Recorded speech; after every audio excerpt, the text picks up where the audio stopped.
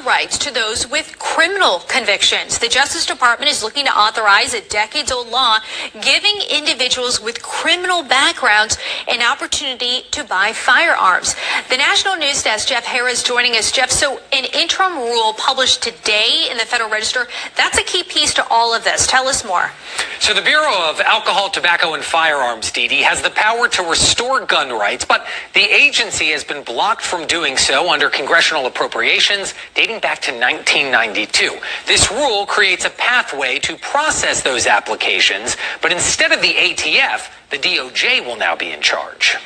Pamela C., a legal expert, tells us the interim final rule follows an executive order from President Trump last month directing a review of the country's gun restrictions. The Second Amendment is one of the most important ones we have. Therefore, we need to have a way to reinstate persons' civil rights, which would include firearms. According to the DOJ, the rule would open an appropriate avenue to restore gun rights to criminals who have proven they're reformed. Yes, we want people to have their Second Amendment rights, but having a constitutional right is not limitless. The limitations likely to be put in place for those with violent and also dangerous backgrounds. Limiting it to those who are nonviolent, no domestic violence involved. Madeline Somerville, an attorney based out of Georgia, says, in addition to creating a pathway for people to own guns again, this rule will also clear up some existing restrictions and regulations. If there were any unnecessary roadblocks on the way to someone having their rights reinstated that really didn't make sense, they're going to try to get rid of that as well. But before a final version of the rule is issued, the public will be able to give some feedback. There'll be an opportunity for people to comment on whether or not they think those rules are good or not. Now, groups advocating against gun violence are pushing back here. Everytown for Gun Safety issuing a statement saying that this move throws out decades of bipartisan precedent and is laying the groundwork to put guns back into the hands of violent criminals. Some Americans with criminal convictions could soon be allowed to legally own guns. Let's see what you think about this story. The Justice Department creating a path to restore their Second Amendment rights. News Nation's Brooke Schaefer is here with more on this. Brooke, some of these people have been in legal limbo for years, but critics of this plan say it's going to put weapons in the hands of abusers. Marky, pretty unsurprisingly, this move has people on both sides of the gun issue split. Gun rights groups are celebrating the interim rule this morning, with one saying that it would end the legal limbo for those seeking to restore the right to own a weapon. The gun isn't the thing that's going out and committing the crime, right? It's the person. So if you've got such a dangerous person that you can't trust him with the gun, that person needs to be in jail. But on the other side of things, Moms Demand Action, a group which advocates for stronger gun laws, believes making it easier for domestic abusers and violent criminals to rearm is a death sentence, they wrote, waiting to happen. Right now in the U.S., federal law says convicted felons can't have guns, and the ATF's ability to use congressional funds to restore gun rights for some has been blocked since 1992. But this interim rule, it was posted on the Federal Register Thursday. It could create a process for people with criminal convictions to get their guns back. It would give that authority to the Attorney General and the Justice Department. The DOJ said that the rule gives an avenue to restore firearm rights to people who no longer warrant such disability based on a combination of the nature of their past criminal activity and their current law-abiding behavior. As some groups advocating against gun violence express deep concern with these changes, the DOJ noted that it would be screening people and it supports laws that ensure violent and dangerous people don't get their guns back. Marky? Yeah, as with... Man, this shit is finna go down. But I want to say shalom. First and foremost, I want to give all praises and glory and honor that's due to Yahweh, Ba'ashem, Yahweh Shai, Ba'ashem Rakakadash. Double honors to the apostles and elders, a great millstone that rule well. Blessings and salutations to the hopeful elect, noise in this gospel, bro, lifting up the standard of Yahweh, Ba'ashem, Yahweh Shai, wherever they may be. This is another lesson through the spirit. It says Esau wants chaos in the streets, also thin the herd in Babylon. As this is all controlled chaos, as they're talking about putting guns in back in the hand of felons or so-called criminals, which, I mean, to be technically honest with you, like, you have no right to take away nobody's gun rights, even if they have criminal convictions, because, I mean, you know, according to the Constitution, before all this DOJ and Congress bullshit was really enacted, you still had a Second Amendment right to carry a firearm. Now, of course, if you get bumped with it, you know, you're going to have to challenge jurisdiction, which can be a long, drawn-out process, because the first thing they're going to say is, well, it's against the law. You shouldn't have a weapon because you're a felon. You know, they're going to throw that trump card at you. But if you know how to navigate their system, you can actually beat that, because you have, as a person, whether you're a felon or not, you have a right to protect yourself, okay? And that's what Esau really thrives on, you know, Jake not being able to protect themselves, because it's ironic as it is that Esau commits damn near 50-60% of the crimes, but yet he's incarcerated less than 30%. But yet Jake commits roughly 29 or 30% of the crimes, and they are incarcerated at 75% or more, right? But yet Jake is oftentimes convicted 9 to 10 times out of an Edomite. You know, like for every 20 Jakes that's convicted, you may have one Edomite. Even if Esau is accused of the crime, he usually gets off when he gets a slap on the wrist. So that's all set up to disarm Jake, man. And that's why the gun laws are so strict, when Esau is the most violent criminal on the planet Earth. In fact, the scriptures call him a deceitful and bloody man. And they say that he bear not the sword in vain as well. So if anybody should have a restriction on owning firearms or weapons, it should be these Edomites, because they're violent. They're the ones they're more violent than Jake. You know, Jake had just been put into situations that caused them to react, because Jake is very reactive. So if they're put into situations which cause them to react under certain circumstances, man. Okay, it's like a game of chess. When you force the pawn to go that way to trap the queen up or the king, then you could checkmate them. So ultimately, you're controlling the board if you know how to navigate within chess. And that's all that this is a game of chess, with them trying to checkmate the Israelites, man. All right, but no way in hell you can tell a person, oh, well, you can't have a gun because you have a felony, which, I mean, okay, so be it, you know. But regardless of it, people got them shits anyway, like in Chicago. Yeah, you got YNs walking around the street shooting at cops, bro. In Chicago, you not supposed to hold anything. I don't know, the gun laws are so strict in these bigger cities, and that's not by coincidence, but you go to Chicago, I don't think you can have any particular automatic weapon. Like, you can't have assault weapons in Chicago or within Illinois unless you have like a special permit or you have to apply for it. But even then, they want to disarm anybody in major Democrat cities from even owning a weapon. Or it got to be like a magazine of 10 or less. Okay, you can't walk around with shit you can walk. Like in Missouri, you can walk around with AR-15s. You can walk around with anything that's a rifle, so to speak. You walk around with Glocks, 9mm, you know, because the Missouri gun laws are relatively laxed. Okay, and you can just go out here, you can just buy a fucking gun off the streets. They don't even give a shit. You know, as long as you ain't, you know, engaged in some wickedness, then they don't really care. You know what I'm saying? Not to say that, you know, you should just be out here doing dumb shit. But we in a time now that you can't deprive a person a right to protect themselves, because, I mean, you got a lot of people running up on motherfuckers, man. And what you gonna say to this person? Well, he ran up on me with a gun or a knife and I couldn't defend myself because I got a felony, and this man gets put in the spirit world because he couldn't defend himself based on your bias ass fucking laws. People ain't dealing with that shit no more, man.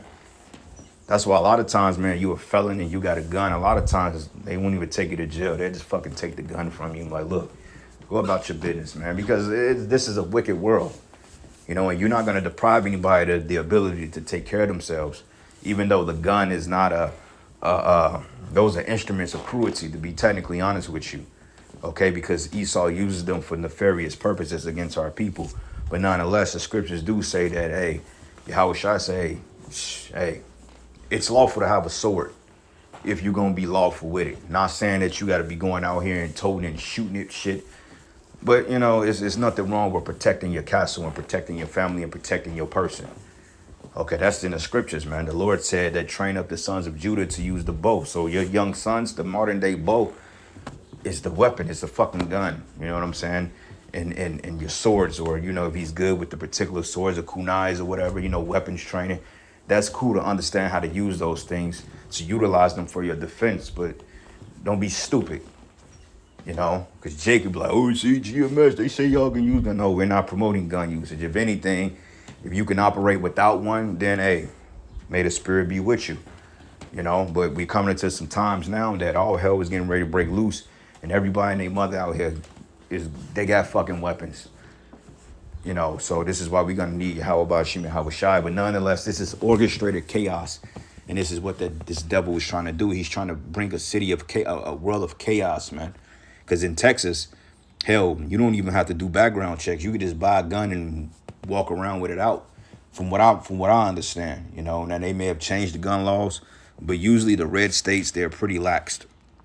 All right, so I looked up some things, and it says restoration of rights projects, restoration of firearms rights, and a couple of things here. It says felons and possess prohibition. Salakia. No, not prohibition, prohibition.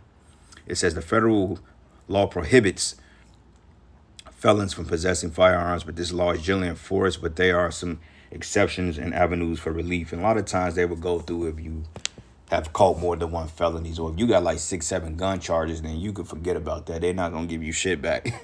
You know, but usually they want you to go through a particular time without being in trouble, or you got to go through some type of expungement attorney and get your shit off your record, and then you can, you know, reapply for your firearms license. But it says here, felons in Missouri can potentially restore their rights to own firearms through several avenues, including petitioning the governor for a pardon, seeking expungement of their conviction, or by petitioning a court for restoration of rights. It says federal gun rights, however, are typically only restored through a presidential pardon. And that really refers to like a lot of Esau, because Esau knows how to navigate this. But if you were Jake, and let's just say if you got locked up 20 years ago for a petty ass weed charge, and you end up getting a felony behind it, and 20 years later you've lived straight, you've paid, you know, you've done what you had to do. A lot of times with Jake, they'll just say, well, look, we have no pardon for you. And they'll just straight up tell you, they won't even give you the insight on getting it back, because you got to understand that their scopeo is set on you to destroy you, man. You know, I was like, you know, and I'm gonna get into some precepts, but I was just looking up stocks this morning, because, you know, when you go on TikTok, there's always a bunch of propaganda on there, and, you know, niggas always trying to sell you something. Oh my God, I just made $40,000-$50,000 in stocks. And here you got Keisha on there talking about she cashed out 9 bands. Since when do a black woman know about investing in the stock market? Like the most your comprehension exposed to is a fucking OnlyFans account. Now you want to talk about investing 10 to 20K in the stock market. Now you cashing out. Get your ass out of here. Like, you niggas don't even understand the stock market. But even then, when I started looking into the stock market, because I mean, when he paused the 90-day terror, when he did the pauses, allegedly the stock market started booming and people were cashing out left and right. But I was just thinking in my mindset, I'm like, that was a golden goose of an opportunity. Even if you invested $1, $5, you could have came up 50, 60 bucks. Put $50, you would have probably came up 500 bucks. You know, whatever you put in, you would have got out. 2 bands get you 20,000. You know, shit like that. And back in my mind, I'm like, we were never taught that, because if we were taught these things and how to understand like how this shit works, you know, Jake will put themselves in better case to learn how to navigate out here. You know, but Jake don't know. And they play off our ignorance. And it's the same thing with these laws, man. Same thing with child support. All this shit. We just been literally taken advantage of, man. This is why the scriptures say that none said restore. All right. Matter of fact, let's this Hosea 4, because this is gonna be chaos, man. You know, because Esau, he knows what he's doing. He's not giving you rights back because he loves you. He's giving it to you because he know you're gonna be stupid with it. You know, it's all a trap. If this devil do anything, if he do anything, it's to put you in a trap, man. Matter of fact, it's a scripture that goes into I'm trying to quote it. I think he said the scripture goes into when he dubbed good. Hold on, let me look that up. Let me do a generic search. Do it good.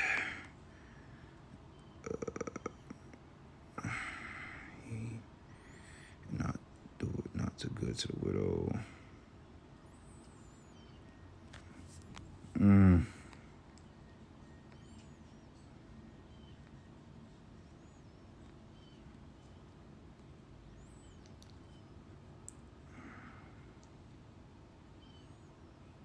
Yep, Sirach 14:7.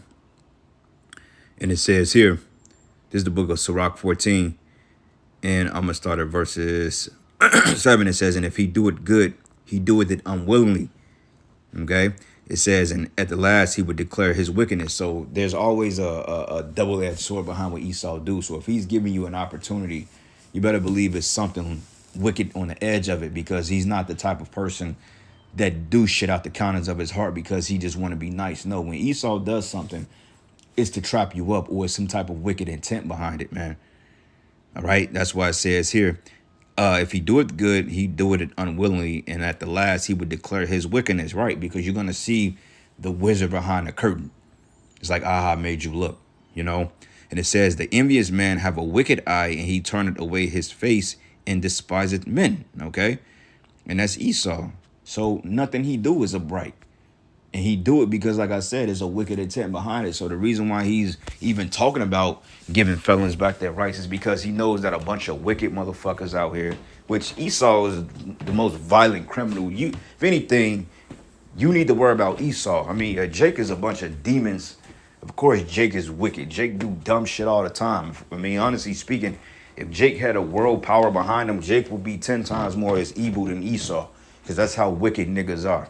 But right now, he holds the power. Esau holds the trump card.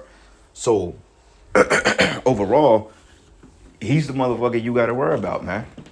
Okay, because, hey, you think these white boys that got felons, you think they ain't got guns? Hell yeah, they got guns, man. They're encouraged to get guns. But this is all set up to bring about chaos, man. Because like I said, you're going to have a bunch of evil, wicked niggas that's going to try to reapply. And a lot of times, Jake, they don't care. They just do it any goddamn way. Which, you know, that's you, you know. But, yep, chaos, man. Chaos. Let's go to the book of Jeremiah. What is it? I think it's Isaiah 42. I think it's Isaiah 42 or Jeremiah, the 42nd chapter. 42 and... Nope, Isaiah 42. Because they play on the ignorance of our people. You know, because Jake ain't going to sit through and read shit because his attention span is all messed up. And if he's reading it, he can't retain what it says. So he just, you know, Jake get discouraged. All right, but this is the book of Isaiah 44, and I'm going to start at verses 22. And it says, but this is a people robbed and spoiled, and they are all snared in holes. Okay, a hole is like a pit, man. And it says, and they are hid in prison houses, and they are for a prey and none delivered, and for a spoil and none said restore. Yeah, because when you spoil something, that means that you're taking it for your benefit, and you're capitalizing off of it. So right now, we're spoils of the enemy in the enemy's land. So this is why, hey, he has such a great market off us, man. Like the stock market was started on Jake's, on you Negroes, Latinos, and Native Americans, man. Bidding and selling slaves off to the highest bidder. You know, Black Friday, you know, you get a cheap slave. You sell them off, get 2 slaves for $100, whatever you want to call it. And they will auction our asses off, man. And this is why you got the concept of the stock market starting back in captivity, man. So it's the same ordeal today. But nonetheless, this will bring about chaos eventually. And I'm not saying that this particular event was going to lead to all hell breaking loose, but you got a bunch of crazy people out here that's running around shooting people up, then, you know, that trickles in effect. It's a domino effect, you know, which when this society collapses, ain't going to matter if you got a fucking felony or not. You're going to protect, you're going to do what you got to do. And that's just the bottom line. So they ain't going to be concerned about the loss. People are to the point they're ready to say, fuck the government, and they're going to ready to do what they want to do. You know, everybody is kind of hoo-ha and hoo-ran because they got this 90-day pause and tariffs, you know, to kind of heal them. But this is the process of trying to heal Babylon. But it's all for a bigger collapse down the line. All right, because it tells us in 2nd Ezra 6 chapter, and I'm going to start at verses 23, and it says, and the trumpet should give a sound, when which every man heareth, they should suddenly be afraid. And at that time shall friends fight one against another like enemies. All right, says friends. Okay, you got the term what they call frenemy. Or a lot of times, if you have an enemy of an enemy, then the enemy of that enemy is your friend. So basically, you'll come up together, you'll collaborate to figure out how to neutralize this particular threat. And it says, and at that time shall friends fight one another like enemies, and the earth shall stand in fear with those that dwell therein, and the springs of the fountain should stand still. In 3 hours they should not run. Okay, meaning you're going to have a complete total breakdown of these Western alliances, man. And people are gonna fight for the one of all things. And you know, you got a bunch of people running around here with guns, and people gonna squad up. And don't get it twisted. There's a lot of social media groups that's being under the radar, which is coming together, and they're forming militias and they're training in secret just to go and take people's shit. And they showed you that on that movie called The Forever Purge, that it was like some type of Facebook group, and people were speaking behind the scenes to continue to purge after the original annual purge ended, and it all went through social media. Okay, and people were just like, you know what, this is what we gonna do. We gonna link up. We got this in common. We gonna do what we gotta do. All right, and this is the world we getting ready to enter into quickly, because it's getting ready to be a dog-eat-dog world. It already is now. All right, 2nd Edges 15, and I'm gonna start at verses. It says 15. It says, "For the sword and their destruction draweth nigh, and one people shall stand up to fight against another with swords in their hands." The modern day sword is a gun. You know, that's a gun. So when this society descends into chaos, hey, everybody, they say that you got more weapons here than citizens. So if you roughly got 350 million documented citizens here, then add 2 to that, and you times 2, and you do the math. If every citizen got 2 guns apiece, which the average citizen probably got, the average Edomite probably got 20, 30 guns easily. I mean, they got guns and like wine cellars, bro. You know, Esau, oh, I got that gun and this gun and my grandfather's gun. He gave me that gun during the time of Vietnam back in '67. And, you know, and we did our thing. Motherfucker still got the helmet, taxidermy, all types of shit, man. This devil is armed to the teeth. And you Jakes ain't gonna do nothing with that little weak ass 9 you got with a drum on it, bro, with a switch. That's the dumbest shit I ever heard, nigga, putting a switch on a Glock. For one thing, a Glock is supposed to be an accurate weapon, but when you take the switch, the Glock is known for its efficiency.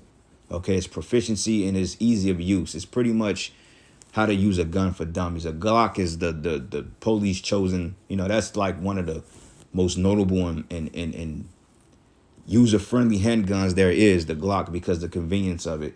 But yet if you put a drum, I mean, not a drum, but if you put a switch on it in a drum, you're taking away from its greatest benefactor, which is the accuracy, man. Okay, if I'm shooting because an actual Glock can hold up between 13 and 17, depends on what model you got. But you got some that got 30 shot clips, you got 60 shot, you got 100 round drums.